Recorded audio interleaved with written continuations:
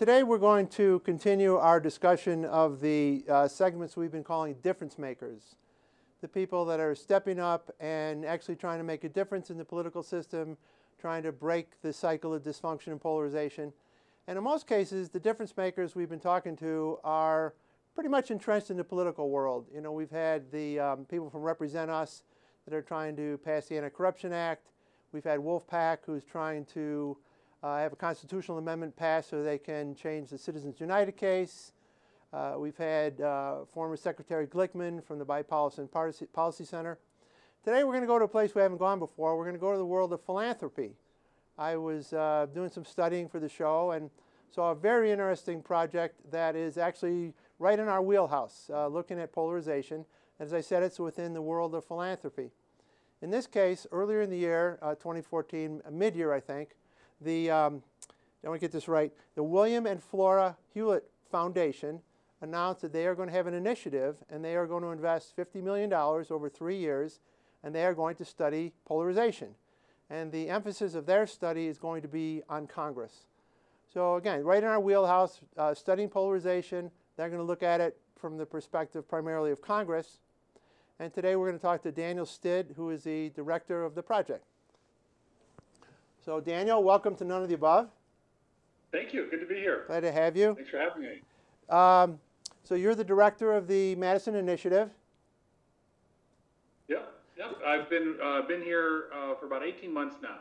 So I said it started mid-year 14. Was I wrong about that? So I came on board in May of 2013, and we spent several months figuring out, trying to hone in on the problem that we were looking to solve and to get clear about what that was and how we would go about solving it. So about this time a year or so ago, we went to our board and said, we think the polarization, by which we meant the increasing ideological coherence within the parties and the divergence between them, we see this as the biggest issue in our system of government at present that needs to be addressed. And then earlier this year, we developed a plan that won our board's approval for the $50 million investment over 3 years.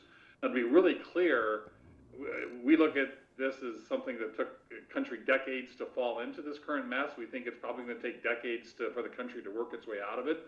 So we are not at all presuming that this is a 3-year problem. But what we said to our board is, let's take 3 years to figure out whether we can make a difference, where and how our support could help advocates and leaders that are working to fix things. And we'll come back to you in 3 years' time with a recommendation for whether and how we would proceed. But our presumption has always been that this would be a longer-term problem for us to solve. And then subsequently this summer, we announced the Madison Initiative and have been making grants against it throughout this year. So it's interesting, and I hadn't thought about the lead time into creating the project. You've been there, you said, for 18 months. First of all, give us a little bit of your background. What was it that attracted the Hewlett Foundation to find you to come in and solve this? Sure. So I'm a bit of a lapsed political scientist. So I started out my career as a PhD in political science, was taught at Wabash College in Crawfordsville, Indiana, wrote a book on Woodrow Wilson and his attempts to make our system of government work better from the presidency. I subsequently spent a year as a American Political Science Association Congressional Fellow working in Congress in the 90s. So this was really the world I was working in the 1990s. And then for a variety of reasons, I spent several years consulting with businesses and working as a business strategist, and then several years working with a nonprofit organization called the Bridgespan Group, which advises foundations and nonprofits on questions of strategy and organization and the like. So in some respects, this current role, and the reason I feel blessed to be in it, is it pulls together my work as a political scientist, thinking about leadership and the operation of our system of government at the national level, questions of strategy and questions of philanthropic and nonprofit organization and strategy development. So it really kind of weaves those together. And when my boss, Larry Kramer, who's the president of the foundation, was starting this initiative, I think he was looking for someone who got the political science and the institutional questions at the national level, but also was familiar with the world of philanthropy and nonprofits, and was in a position to develop a strategy for undertaking this work. So I hadn't even thought about, again, this strategy lead time. So you joined the organization, and what is your first task? Do you actually, do you guys have to define the problem first? Sure, and so I think my joke is if the goal is to support the health of democracy in the United States, it's a pretty target-rich environment. There's a whole bunch of things that are going wrong. By the way, I love that expression, target-rich environment. Great phrase. But we knew we would have limited resources. So, I think one of the challenges in philanthropy is to try and be as clear as you can about, well, what is the problem that you're trying to solve? And there's obviously a problem around the role of money in politics that I know has been a feature of your show. There's questions about equality and equality of participation on the part of citizens. There's a problem with the growing inequality in our society, the economic inequality.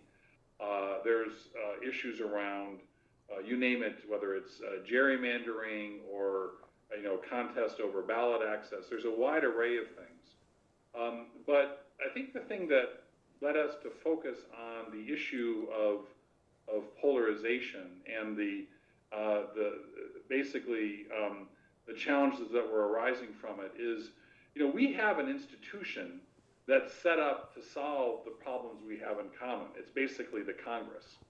And the premise of our work and what informed it from the outset is this is a big, diverse country. We're never, ever going to see eye to eye on the important questions of the day. So the question is, how can we take the diverse and often conflicting interest and have them represented and weighed and reconciled and traded off in such a way that we can kind of figure out how to get along together and progress as a society. And the institution we have to do that is the Congress. But the challenge is that if our Congress is so locked up in a very sharp contest between the parties, it can't perform that function. And we are not opposed to parties. We think that parties are natural and that parties can be a force for good by kind of aggregating and building up a majority.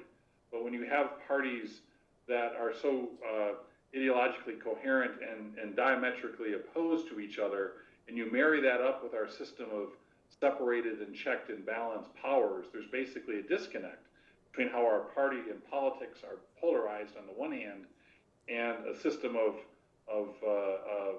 checks and balances and separated powers that presumes compromise, that presumes you'll never get everything that you want, that presumes even the minority in some instances will be in a position to stop and check what the majority wants to do. And so therefore, the system really presumes a level of compromise for it to work. And that compromise is what has been sundered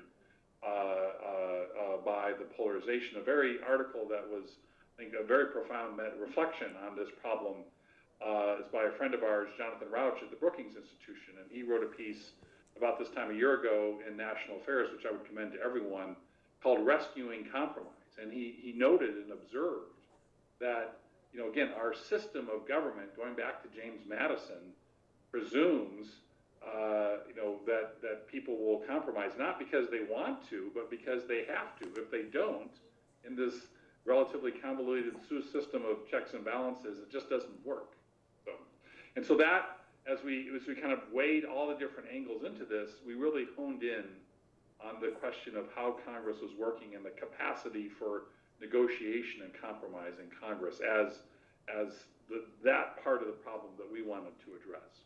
Yeah, and as my viewers know, and you may not know, one of my day jobs is actually being a lobbyist, and I've been lobbying back in Illinois since '84. Yeah. And I've seen times when the legislature in Illinois was philosophically polarized as much as it could be, yet you had a group of people that was able to come together and form this compromise you're talking about. Yes. And we've lost that. Yes. And I think, that's a very good point, and you can distinguish between ideological differences and the willingness to work together. And I think what's happened is that, and this I think is a function of the fact that when you take highly polarized parties and you put them into our our complex institutional system, you quickly get to the point where people are just warring not over ideas, but just to screw the other side.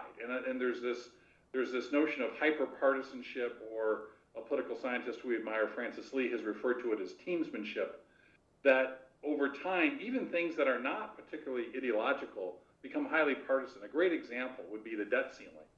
And if you look at the debt ceiling, which is, and the periodic need to raise the debt ceiling, that's not, especially, it's not an ideological issue. It's an issue that, Congress has passed a set of tax and spending laws that require a certain amount of borrowing to finance our government's activities.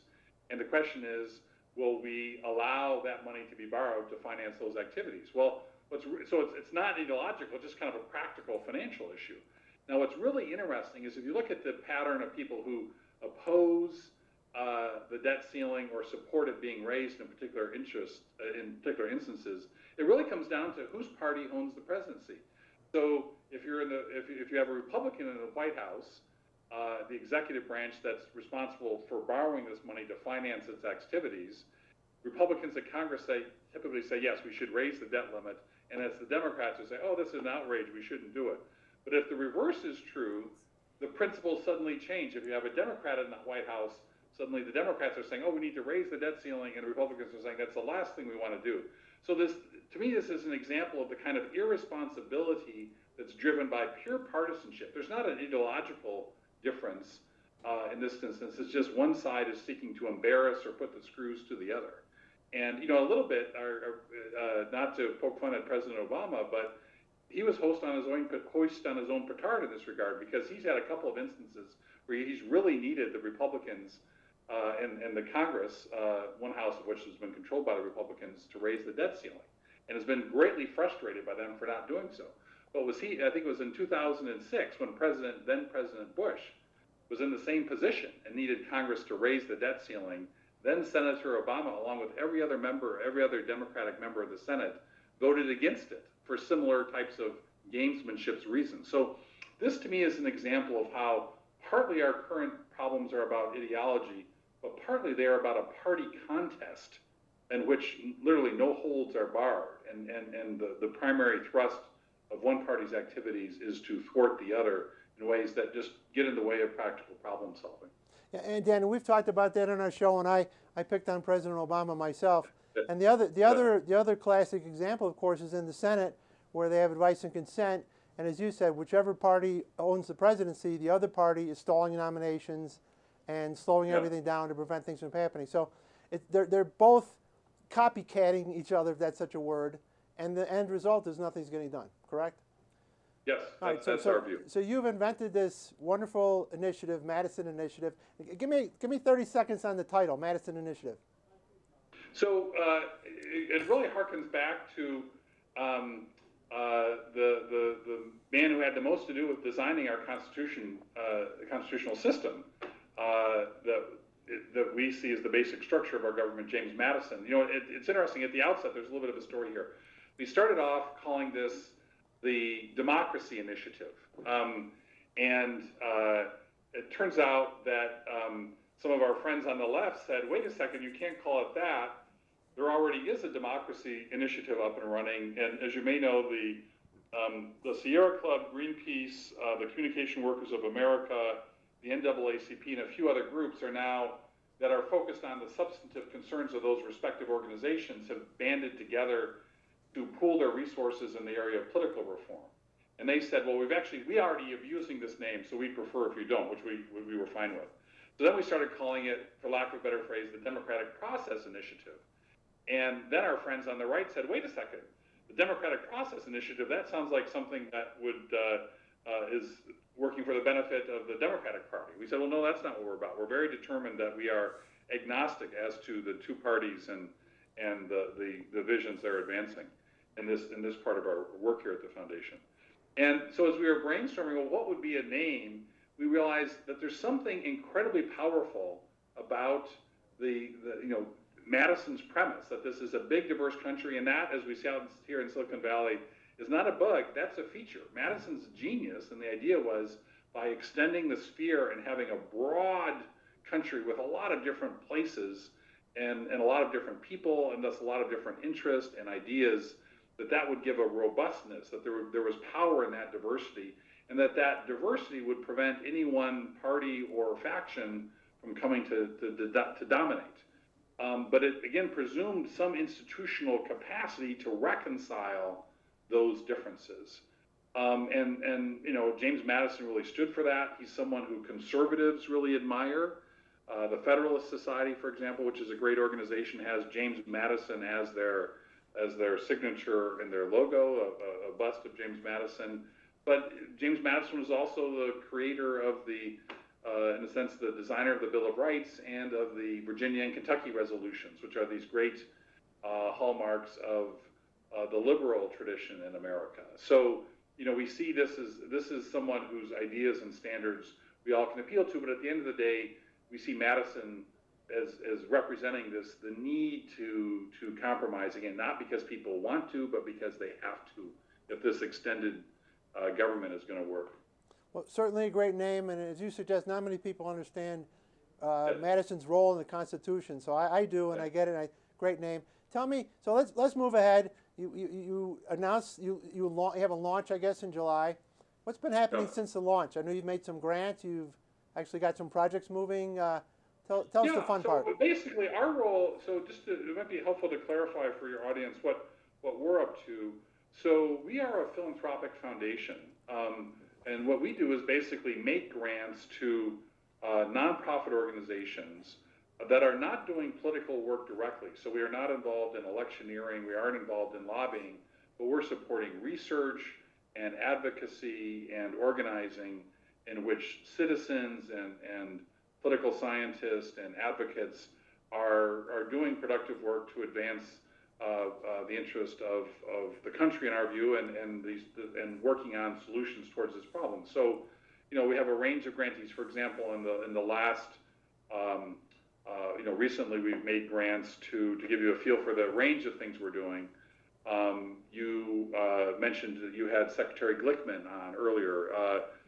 Secretary Glickman was served as one of the co-leaders of the Bipartisan Policy Center's Commission on Political Reform, which developed a range of solutions with leaders from inside of government and outside on both sides earlier this year, and is now working through their C4 organization to bring about those changes. So we supported the nonprofit, the C3 side of the Bipartisan Policy Center in underwriting the commission that Secretary Glickman and former majority leaders Lott and Daschle and former Senator Snow and others were working on. That's one example of the type of grant. More recently, the Pew Elections Project, which is an initiative of the Pew Charitable Trust, focuses on modernizing election systems. One of the things that you know, we feel will in the long run help the issue of polarization is having a broader and more representative electorate. Well, the way you get to a broader and more representative electorate, in part, is by just making it easier to vote. And as you know, there's a lot of contest over access to the ballot, and where people are arguing that people are making it harder or too easier for people to vote. What's really interesting is that, you know, a lot of states have developed some breakthrough solutions using, you know, online voter registration and state databases that at the same time make it easier for citizens who are eligible to vote and give them that opportunity, but also allow states to clean up their voter rolls and avoid voter fraud. And so if you can kind of get to these breakthrough solutions that, rather than focusing on you know, what one side wants or what the other side wants, that provide at the same time increase access to the ballot and the integrity of elections, that strikes us as a breakthrough solution. So the Pew Elections Project is working to advance that in a number of states throughout the country, and so that's another example of the type of grant the type of organization that we'll support with our grant making.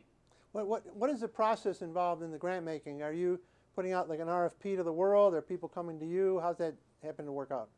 It's a good question. We don't have an RFP out. We're always interested in good ideas, and a lot of people will come to us. There are some people that we will approach that we think are doing very interesting work.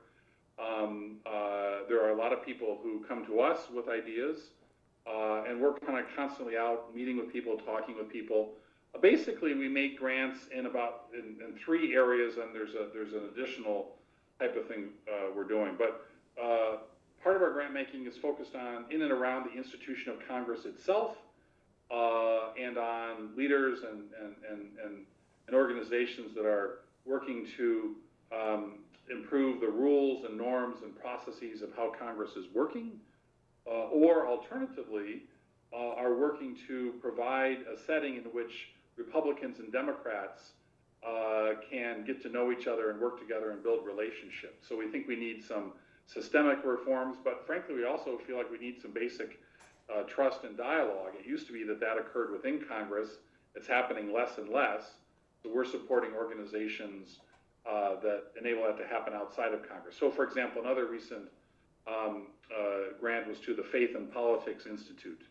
And one of the things they do is take members of Congress from both parties on pilgrimages to civil rights sites in the South. Selma and elsewhere, where you have these kind of classic and often quite painful memories of us as a nation. And by taking members there together and having them reflect, whether they're Democrats or Republicans, on what happened there and how we can build on the examples of the good things that occurred there and prevent the bad things from happening. That kind of unstructured, informal conversation, which is, as we all know from our personal lives, the starting point if you're going to work productively with other people is to have that kind of personal connection. That's something we think is important, and support a range of organizations in doing that.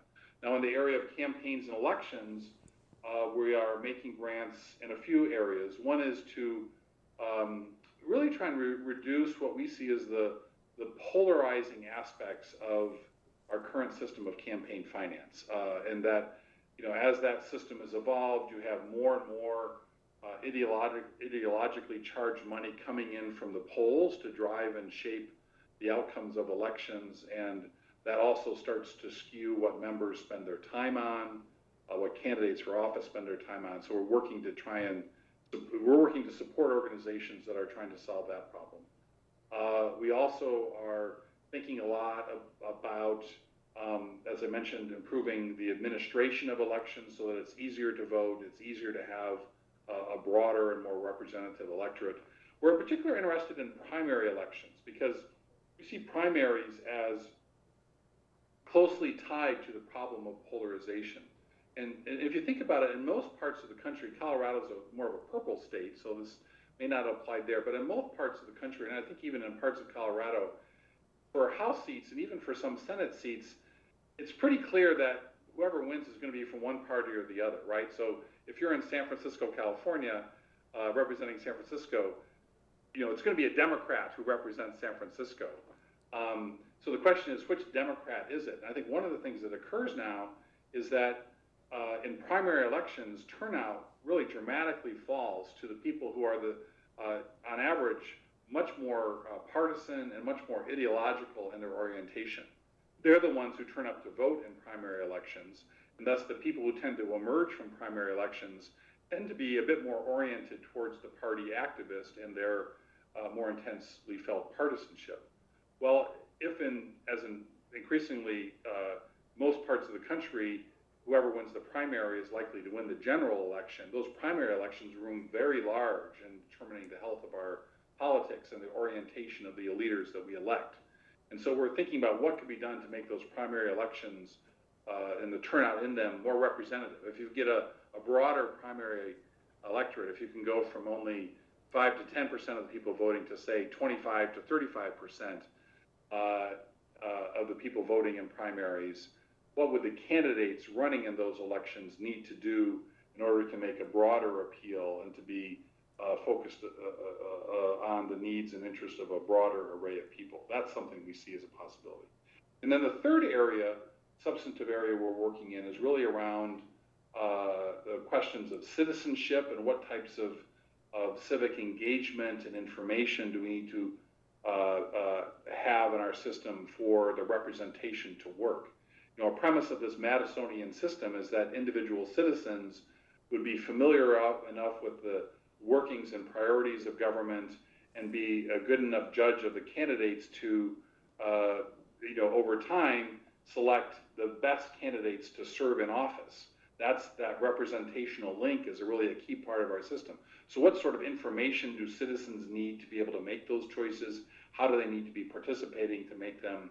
That's another area of work that we're supporting.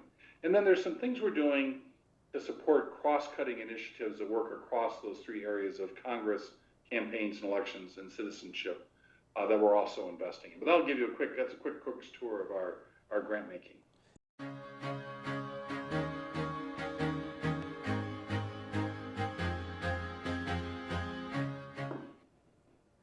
Welcome back. We're going to return to our interview with Daniel Stid from the Hewitt Foundation. In the old adage of time flies when you're having fun, we're having this great interview with Dan, and I realized at the end of the first round, so to speak, that I hadn't even worked my way through half my questions, and he was gracious enough to offer to continue the interview. So we're going to pretty much pick up where we left off and hopefully get through the rest of the questions. If not, maybe we'll have to twist his arm to come back another time. So Dan, welcome back for another round. Thank you. If this was a TV quiz show, you would have won all the money so far. You're great. Okay. Thank you. Well, so far, I'll wait my check in the mail. There you go. So far we talked about the history, kind of your background, how this all got started, and you were starting to talk about some of the grants you've made. What I'd like to do now is maybe talk about a little bit kind of where you're going, and then like on the 3-year horizon, and then afterwards.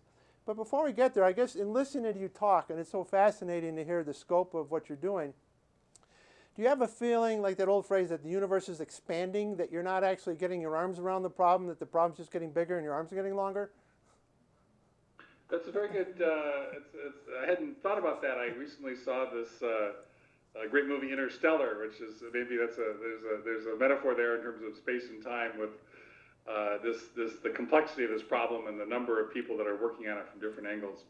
I think we view this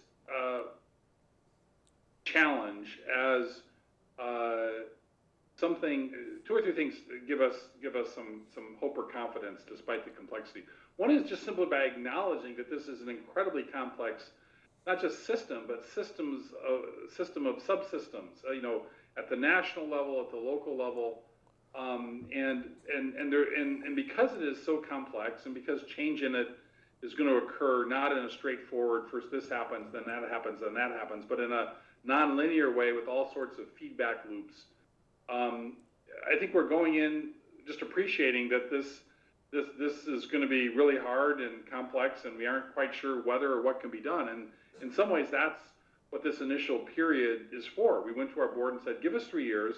And we'll come back in 3 years to ascertain, A, are there some issues or places where we think we can make a difference? B, are there some grantees or nonprofits, advocates, researchers that we can be investing in that we think are poised to really have this positive impact? And C, not least, are there other foundations and philanthropic funders who care about these issues? Maybe not exactly all the issues that we do or in the same way, that would be partners for us, because we're a relatively small foundation. We're big in the broad scheme of things, but relative to the scale of this problem, our resources are quite small. So we see the need to really have this be a multifaceted effort that a range of philanthropies are supporting.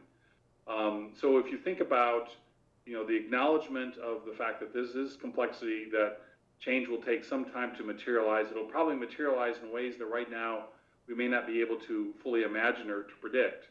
And so because of that, we aren't looking for silver bullet solutions.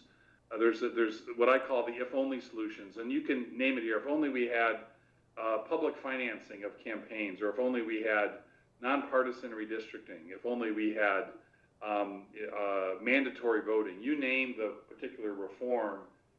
I think that ignores the fact that often those reforms can't be put into place systematically because the fact that they need to be rolled out across all 50 states in a lot of instances, or if they're put in place, they may not work as intended, or in fact, they may even have untoward consequences. And we see that here in California, where, for example, we have the direct balloting on a number of questions. The origination of that was that, 100 years or so ago in the progressive era, there was a sense that special interest had captured the state legislature in Sacramento, which led to the rise of direct democracy in California. Well, what's happening is paradoxically now, the process to get on the ballot and the signature gathering and vetting and organizing has itself become quite expensive, and one that's often controlled by the same special interests that led to the rise of direct democracy in the first place. So there are paradoxes to democratic reforms and unintended consequences. And so because we're treading lightly and aware that anything that we think would be the answer may not be or may not work in the ways we intended, there's a humility that comes with that. But our hope would be over time that if it's not any one thing, there may be a range of small changes that have ripple effects that bring about a more positive outcome. And I think one of the things about complex systems is that they often change in subtle ways in response to a range of different actions that end up working together to create something quite different from the original starting point. And that's basically a premise of what we're up to. So you'll have this 3-year period. Yes. How will you define success when you get to the end of the 3 years? What will Dan take to his board Sure. that you think will allow you to say we've succeeded? So I think, one is, so success, we won't have succeeded in 3 years' time. What we may know, and this was what would lead us to continue to invest here, is are there issues where we've already seen some places where we can make a difference, or we're confident that we can? So, can we make a difference? Are there organizations that we could fund to make that difference? Are there grantees and leaders and advocates in place that we could support? Because remember, we aren't doing this work directly. We're a foundation that supports others to do this work.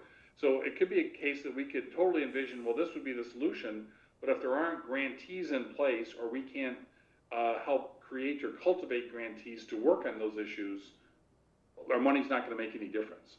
So, are there issues where we can make a difference? Are there grantees we can make a difference with? And then the third component, again, is are there philanthropic co-funders that we could work with to advance these positive changes? So if we can say those three things to our board, that's not success in terms of changing U.S. democracy, but I think it would leave us confident that, okay, we made this initial bet, let's now make a 5 or 10-year bet and have a more sustained initiative focusing on those issues and those partners that we think will be especially fruitful for us. Yeah, I'm interested to hear about the partnering. A good friend of mine operates a foundation in Chicago, and they're focusing on early childhood education, and they have this large collaborative working group of foundations that all center on the same issue. I'm wondering, in your sense, do you think at the end of the 3 years, if you identify, let's borrow from a TV show, the top 10 reasons kind of a thing, do you think you would peel off one reason to each foundation and let them kind of run with that ball? Or do you think it'll be necessary to tie all 10 together still in a larger sense? Yes, well, it's a very good, so I think it will be more the former. And that someone once said, foundations are funny institutions. There are regulations in the tax code with respect to how much money we have to give away each year, and how in the ways in which we can give it away and who we can and can't give to. But really, foundations are ultimately accountable to themselves and to their boards.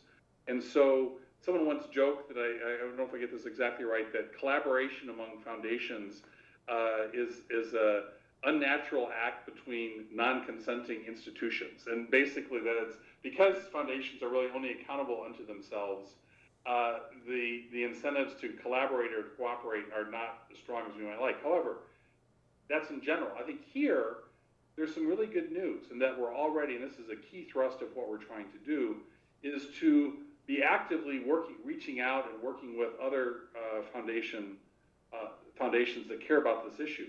Now, and in fact, one of the first things we did was just say, well, how much are foundations spending each year to support and improve the health of our system of government? We didn't really know the answer to that. So there's a great... Do you know it now? We know now. So there's a great organization called the Foundation Center. And your viewers can Google this. If you Google Foundation Funding for U.S. Democracy, Foundation Funding for U.S. Democracy, that will take you to a website that's hosted by the Foundation Center. And we worked over the course of the past year with 7 other foundations that, like us, care about the health of our system of government. And we developed a data classification scheme and then gathered all the data that the Foundation Center has at its disposal about all the grants made by the 1,000 largest foundations in the U.S. And we said, okay, where and how are foundations funding different aspects of U.S. democracy?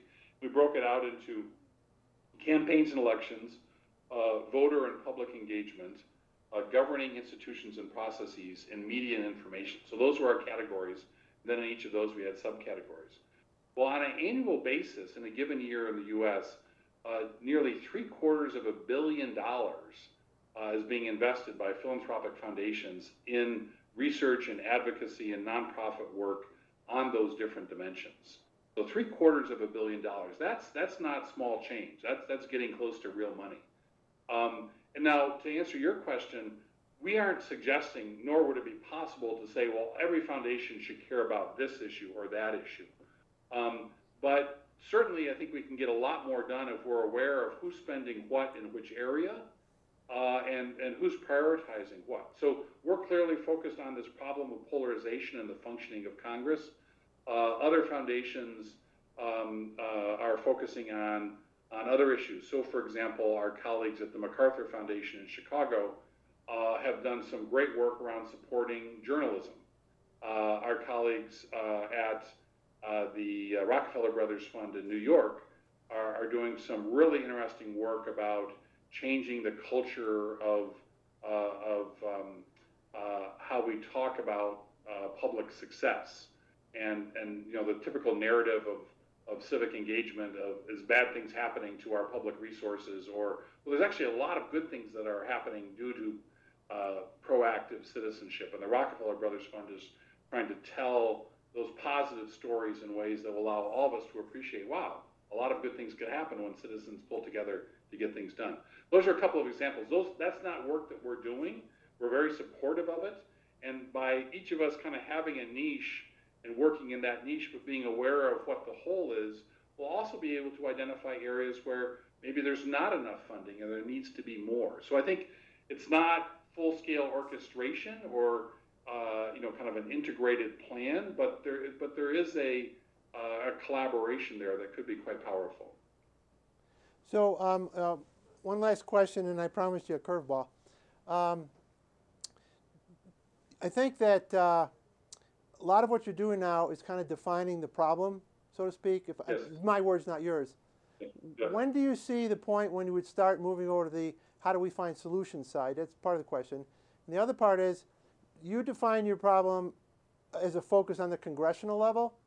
As you get into this, and you talked about states and unintended consequences, to the extent that states are considered the incubators, do you see you actually migrating more to a state focus at some point, because that's where you'll have to have the incubator aspect of what you're doing? So the first question about solutions, and then where you look for those solutions. So to be clear, I think we spent probably only a few months focused on defining the problem. Once we realized, okay, we're working on polarization, then our focus shifted to who are the organizations that we could fund that have good ideas or solutions in mind for that problem. So really all of our grant making is to support leaders and advocates that are working on different solutions for polarization. It's just that those are the solutions that they've developed and they're working on. We're just funding them to do that. So I don't want to make sense, we aren't admiring the problem on an ongoing basis, but really trying to move money out to people who are working on solutions for it. And I guess, by the way, I'm sorry to interrupt. I guess maybe I define wrong. It seems to me a lot of people are doing a great job of identifying the solutions. Yeah. It's taking the concept of the solution and making it a practical resulting solution. That step. Yes. Yeah, and that's that's where that's the longer run issue. And so and I think one of the things we're using what we call a spread betting approach in our philanthropy. It's we're making a range of bets in organizations Some of them are not going to pay off. Some of the solutions that we're investing in now are just, by definition, are not going to work.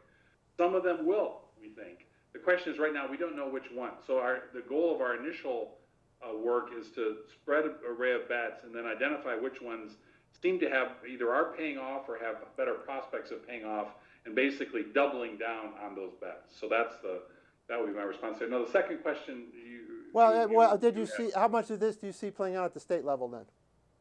I think there's a lot. I mean, half of all members of Congress served previously in state legislatures. That's an interesting fact. The districting and the electoral structure through which members of Congress are elected, the vast majority of that is set and administered at the state level. And many of these same aspects of polarization are playing out in different ways at different states. So we are definitely attentive to what's happening at the state level, and some of our grantees are doing work or working with leaders at that level. So while we're focused on Congress on the national level, we certainly aren't blind to what's happening at the states, and some of our work is actively supporting that. So I promised you a curveball at the end, and I also promised to get you out on time. Okay. I've been in the political world for many years now, and my personal solution to what you're doing is that we need an effective, competitive third party, or we need effective, competitive, independent candidates. And this is actually a theory that Charles Whelan from Dartmouth College has been proposing. And we came about it roughly the same time. I wrote a book that was a fiction book, and he wrote a book called The Centrist Manifesto. But our theory is that if you could find a body of government, let's take the U.S. Senate in his book, where there's 100 people sitting there, and if you could get 5 people elected to be independent and be in the middle, so that neither Republicans or Democrats were in control, you would force this compromise we're talking about. No one would have a majority, and the way the system would work, you may not always get results, but you'd force conversation, you'd force compromise. My theory was, and that's why I kind of asked you at the state level, you have to start this at the state level. I think the lift is too heavy for the U.S. Senate, but you could find states where you could get enough penetration so that neither Republicans or Democrats are in charge, and you could start dialogue, et cetera, et cetera. So these are our 2 theories, and we could go on about that. And you could interview me on a show on that one. But last night I was preparing for our interview and trying to think of ways for you to spend your money. And I had this whole new concept that hit me. So I'm going to run it past you. You don't have to answer, but maybe we'll continue the conversation. What if we could get your foundation or other people to raise, let's say, another $50 or $100 million? And we announce to the public at large that anyone that wants to run as a third-party candidate or independent candidate, if they win, we're going to give them $1 million. So we have now kind of supercharged this notion of getting people to want to run as third-party candidates and independents. And the premise being, again, if enough of them get elected, we break the cycle of polarization. But it seems to me, if we put this bogey out there of if you win, there's $1 million waiting for you, or maybe you get $5 million if you win a U.S. Senate seat. To me, the level of dialogue and the heightened discussion around all this might be a victory enough of where we're going. And then if we got lucky and we found this hypothetical state or this U.S. Senate where our competition resulted in so many people getting elected, I mean, that to me is kind of my home run in this. So how can we do this? How can we raise $100 million? So I have to say, so my attorneys would want us to say this. So as a private foundation, the money we give away is tax advantage. That is that we aren't paying taxes. So the IRS, in its wisdom, rightly said, well, if these guys are, if the funds that they're distributing is tax advantage, they have to be impeccably neutral politically. So as a private foundation, we are completely prevented from supporting or opposing any candidate or party. So I don't think we could contribute to this scheme.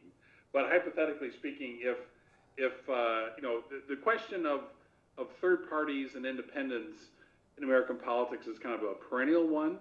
I do think you and Charlie are onto something as you think about, it wouldn't take much. If you had, and I think this is the point you were making, if you had 5 to 10 U.S. senators who might be elected from different states, and of course Maine with Senator King is one example.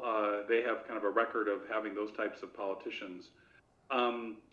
that if you had 5 to 10 independents in the United States Senate that were basically working in between the parties, that would be a very interesting dynamic to have that be, as is the case with most parliaments in the developed world, to have it be more of a coalition government versus one party, a majority and minority party. So I've talked with Charlie about this idea. I think there is something in the long run that could be promising in that, thinking about getting a few more independent senators elected as a private foundation. That's not something we're in a position to support or oppose. No, I get the private foundation part. I'm a lawyer by training, and I know there's things there, but I think if Charlie and I sent him an email last night, I said we got to talk soon. If we could coalesce and maybe describe this idea, maybe it doesn't come from the foundation world, but maybe if there's enough people like that, we can just kind of jumpstart this. So I'll find you and I'll let you poke holes at it, and we'll go from there. But okay. Daniel, you are a terrific guest. I love what you guys are doing. I wish you all the best, and I'd love to have you back for a rematch maybe in a year, and we can see how things are moving along. Check in how we're doing, what we've learned, and what didn't work, what did, and how we're doing. That would be great. Perfect. All the best to you, and all the best to everybody back at the foundation, and keep doing a great work. Okay, thank you so much. Talk to you later. Bye.